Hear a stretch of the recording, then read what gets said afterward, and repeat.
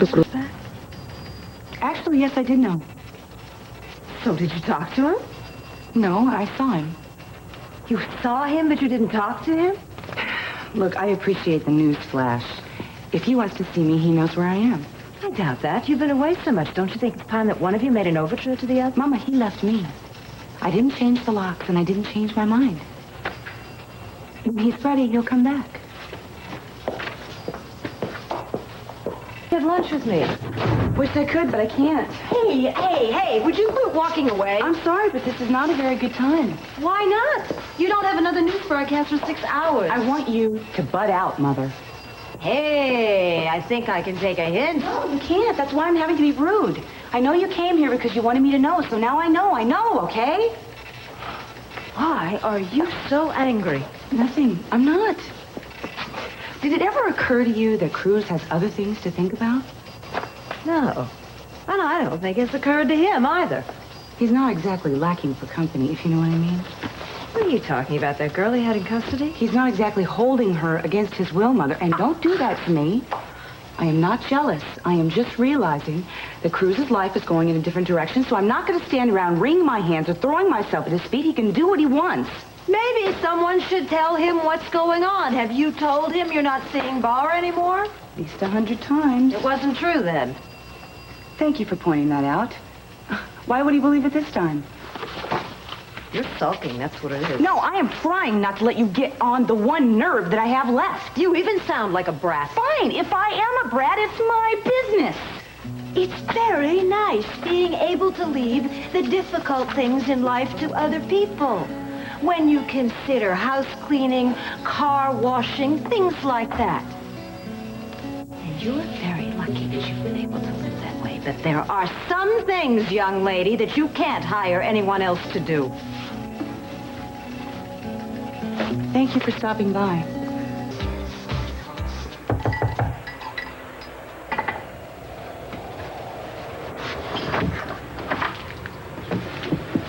Hi. Hi. Can I come in? Sure.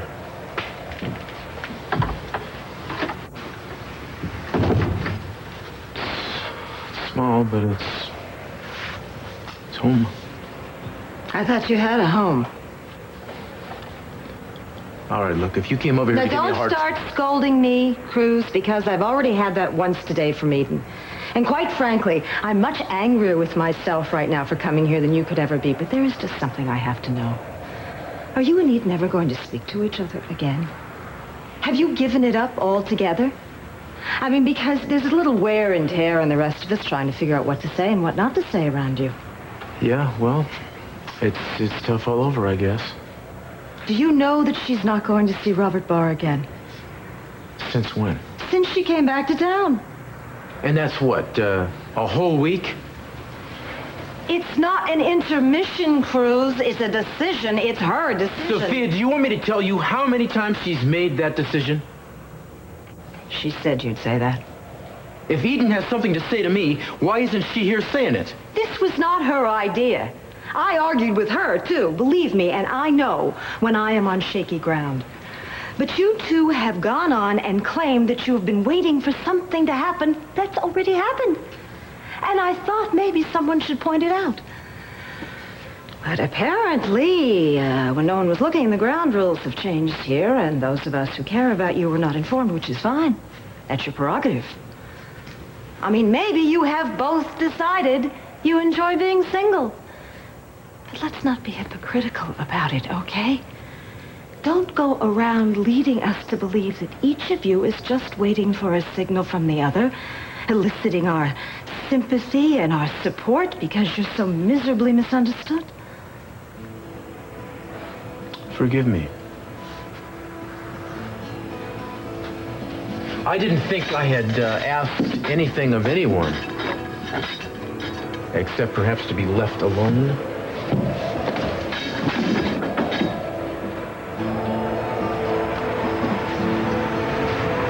I don't challenge your right to be unhappy.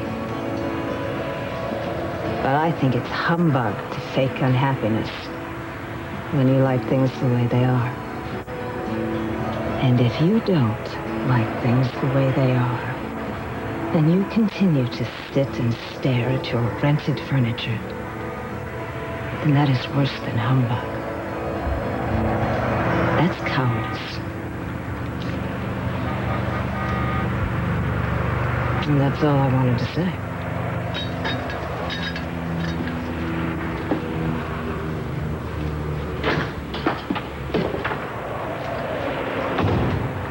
Don't mail that one. What? Willis? Why not? He was at the top of 10. You better hand deliver it. He died last August. Oh.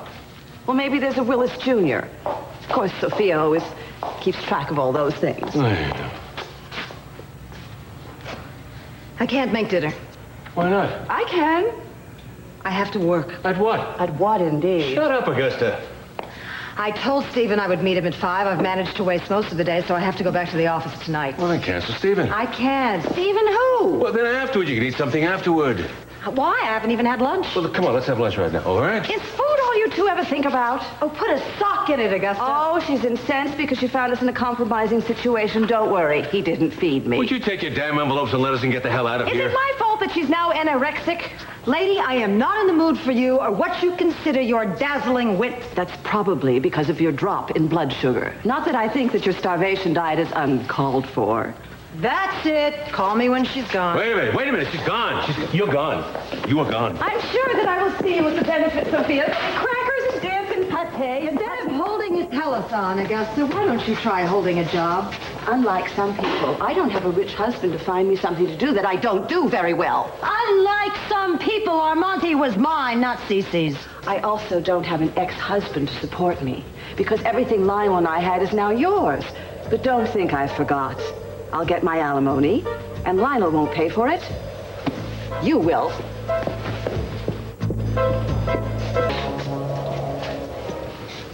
You didn't have to ring. Well, I was on my way home from the studio, and I saw your car.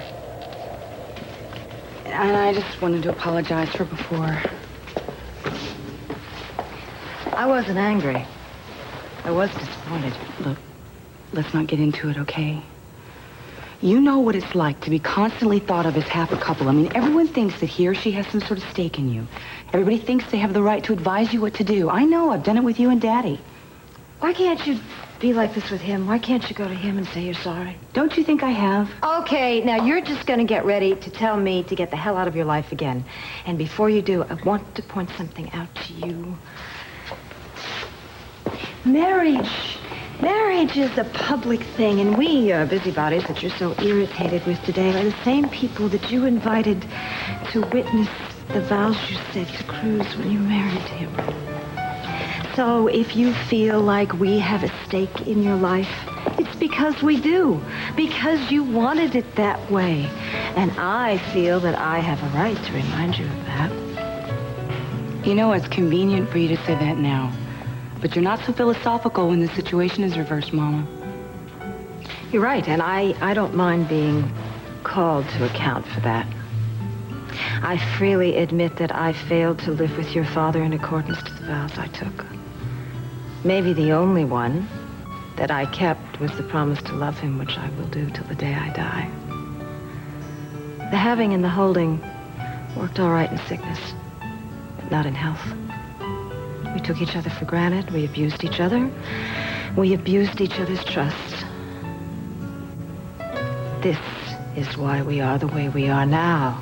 That is the reason I made the choice I made. I'm not entirely proud of that, but I am proud of being back in this house and being accepted, even though it's not really defined why.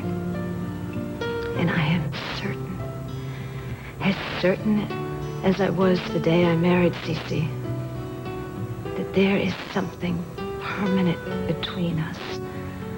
Something that neither time nor our own shortcomings can extinguish. Lunch is served. Yeah, I'll be right there. So you see, no one demands that you be right. But when the question is asked, what did you do with that marriage I witnessed? You just answer. You have to know. I'm seeing Cruz this afternoon. Good. What are you going to say? Same thing I've always been saying. That I want him back. Good luck. Thanks. I'll get it. You go. Daddy's waiting. Okay. Love you. I love you.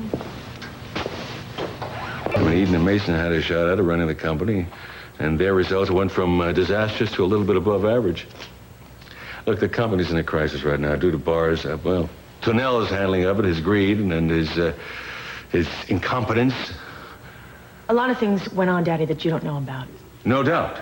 But what I'm suggesting, actually, I'm asking, as a personal favor, that you help me rebuild Capital Enterprises as its chief operating officer. What do you say?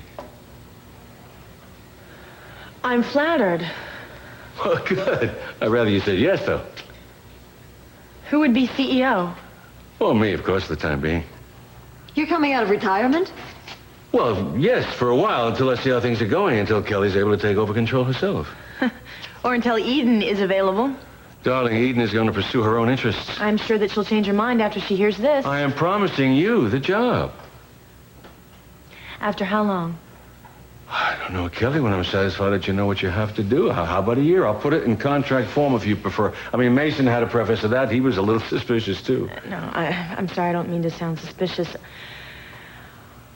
I just never thought this day would come. You would say these things to me. It's very gratifying.